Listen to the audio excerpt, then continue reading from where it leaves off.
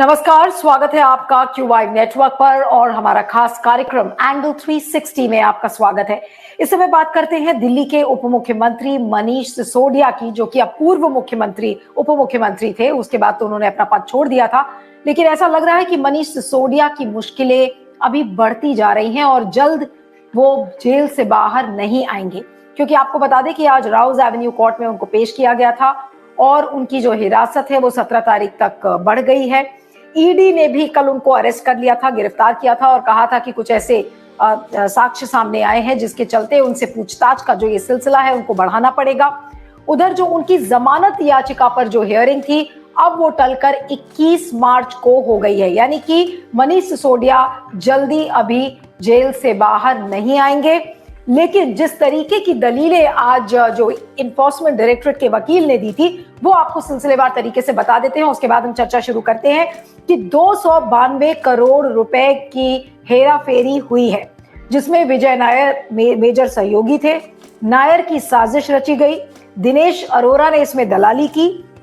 दिनेश अरोरा को जो आम आदमी पार्टी के जो सांसद हैं संजय सिंह, उनसे कॉल गया कि पार्टी को फंड्स चाहिए, चुनाव है, इस तरीके की बातें उन्होंने सामने रखी हैं। साथ में उन्होंने ये भी कहा कि अब दिनेश अरोरा अब इस समय सरकारी गवाह बन गए हैं और पूरा जो एक खाका है वो एनफोर्समेंट डायरेक्टरेट के वकील ने तैयार करने की कोशिश किया कि किस तरीके से राजनेता, व्यापारी और बिचौलियों ने मिलकर इस पूरी साजिश को रचा था, और जिसमें कि एक साउथ कार्टेल का नाम आ रहा है, साउथ ग्रुप का नाम आ रहा है, जिसमें कि कविता राव जो केसीआर की बेटी है उनका नाम आ रहा है।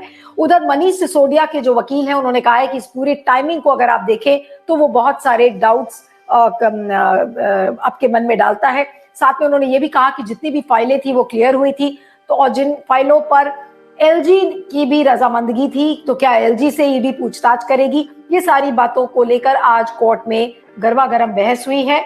और लेकिन ऐसा लग रहा है कि मनीष सिसोदिया की मुश्किलें अभी खत्म नहीं होने वाली है। इस समय आज की हम चर्चा करते हैं। हमारे साथ दो वरिष्ठ मेहमान इस समय जुड़े हुए हैं।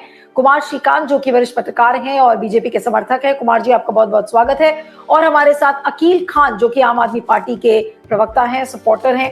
Thank you so much Akeel ji, आप इस समय हमारे साथ जुड़े। और आज की चर्चा मैं अकील से ही शुरू करती हूँ कि अकील जी, अच्छा, Aqeel is trying to connect, मैं देखती हूँ, लेकिन कुमार श्रीकांत जी के पास मैं आती हूँ। मैं देख रही हूँ कि अभी शायद वो कनेक्ट नहीं हो पा रहे हैं, कुछ सिग्नल का इशू है। कुमार जी, जो ये सारी बातें कही गई हैं, कहीं ना कहीं पूरे टाइमिंग पर जोर दिया गया है, लेकिन जो मेरा आपसे सवाल है कि क्या एलजी से भी ईडी पूछताछ करेगी? जी, मुझे लगता है एलजी से पूछताछ करे ना करे, लेकिन सीएम केजरीवाल से जरूर पूछताछ करनी चाहिए, ताकि पता चले कि वो किस बात के सीएम है। क्या रबर स्टैंप वाले सीएम है? क्योंकि वो सीएम है और उनकी जानकारी में नहीं है कि कौन सी उनके जो वर्धस्त मंत्री हैं वो किस फैसले को ले रहे हैं और उनके मंत्रालय किन फैसलों को कर रहे हैं। दूसरी सबसे खास और अहम बात मुझे इसमें ये भी लगती है कि जहां तक अभी निकल कर आया है और दिल्ली सरकार में जो सरकारी अफसर हैं वर्सेस सीबीआई और सीबीआई वर्सेस सरकार चल रहा है, और जिस तरीके से अभी खबरें आ रही हैं वो सीधे तौर पर यह बता रही हैं कि आखिर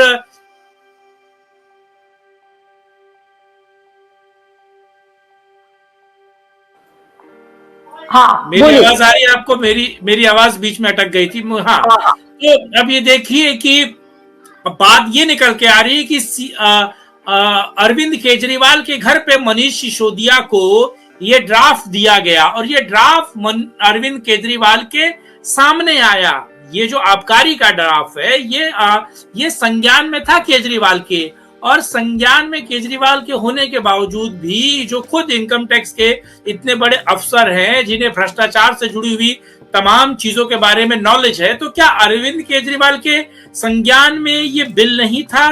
क्या ये सारी चीजें उनके संज्ञान में नहीं थी? और अगर उनकी संज्ञान में होने के बावजूद भी उनकी सरकार के मध्य अगर कोई गैर कानूनी काम हो रहा है, कोई गलत काम हो रहा है, तो क्या इसका खामियाजा या इसका एक तरीके से उस पर अरविंद केजरीवाल को बात नहीं करनी चाहिए?